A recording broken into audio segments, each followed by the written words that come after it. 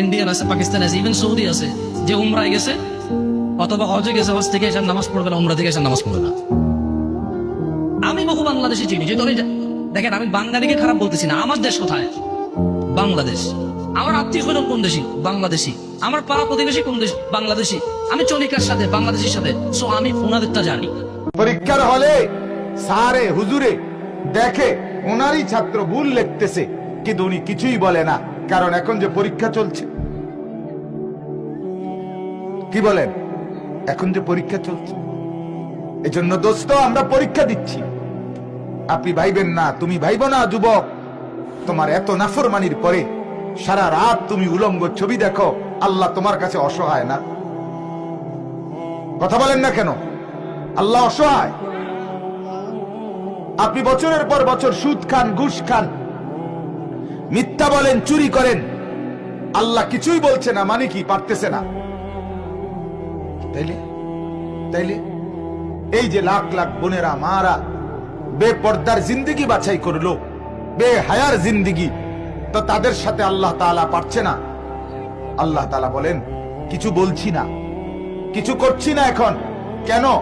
আমি আল্লাহ তাআলা ফয়সালার জন্য, সিদ্ধান্তের জন্য, বিচারের জন্য, ফলাফলের জন্য, প্রতিদানের জন্য একটা আলাদা দিন নির্ধারণ করে রাখছি। কিয়ামতের দিন, হাসরের মাঠ, সেখানে বিচার করব, ফয়সালা করব, ওইখানে বিনিময় দেব, ওইখানে প্রতিদান দেব। এই কারণে তোমাকে এখন পরীক্ষার হলে ছেড়ে দিলাম। বলেন তো, বুঝে শুনে উত্তর দিন। প্যান্ট শার্ট পরা হালাল না হারাম? কথা কন আরো জোরে। দুই দল নাকি এক দল? সবাই বলেন হালাল না হারাম?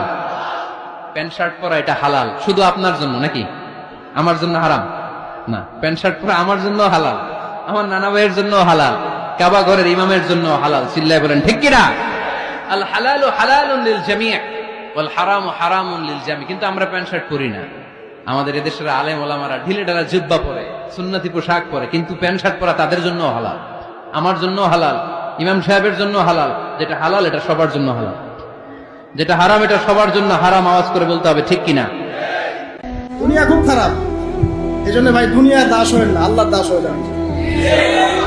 দুনিয়ার পিছনে ছোটেন না। আল্লাহ আপনাকে দুনিয়া পায়ের সামনে এনে দিবেন ইনশাআল্লাহ। আপনি আল্লাহর হয়ে যান, দুনিয়া আল্লাহ পাক আপনাকে পায়ের সামনে এনে দিবেন। যখন টাকা পয়সা ছিল আল্লাহরে খুব ডাকতো, যখন আল্লাহ পরীক্ষা নিয়েছেন তার দোকান আগুন লেগে পুড়ে গেছে। যেমন ধরেন বঙ্গবাজারে আগুন লেগে বিশাল ক্ষয়ক্ষতি হয়েছে।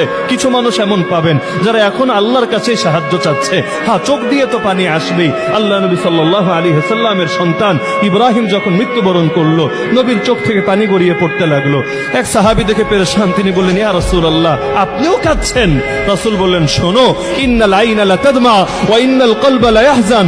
দেখো, আরে চোখ তো অশ্রুসিক্ত হবে, অন্তরে তো ব্যথা আসবে, কিন্তু আলা নাকুলু ইল্লা মা ইরদি রাব্বানা, মুখ দিয়ে এমন কিছু বলবো না যেটা আমার রবকে নারাজ করে দিবে। ওয়া ইন্না বিফিরাকিকা ইয়া ইব্রাহিম লামাহজুনুন।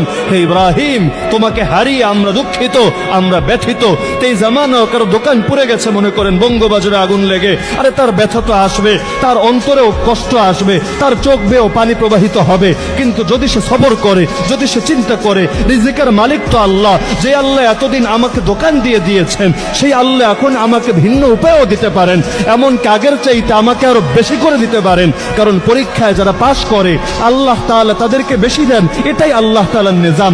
বড়ই গাছের ক্ষেত্রে কি হয়, যখন বড়ই হওয়া শেষ আপনি ডালগুলো কেটে দেন। কেন কেটে দেন? গাছের ক্ষতি করার জন্য না, বরং এ কারণে পরবর্তী বছর যাতে বড়ই আরো বেশি করে আসে।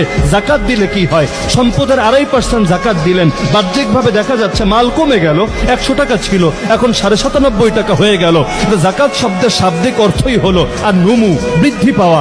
এখন আল্লাহ নামই দিলেন এমন নাম যে বৃদ্ধি পাচ্ছে, অথচ আপনি দেখতে পাচ্ছেন কই আল্লাহ, আমার তো আরো কমে গেছে, আগে ছিল 100 টাকা এখন হয়ে গেল 97.5 টাকা।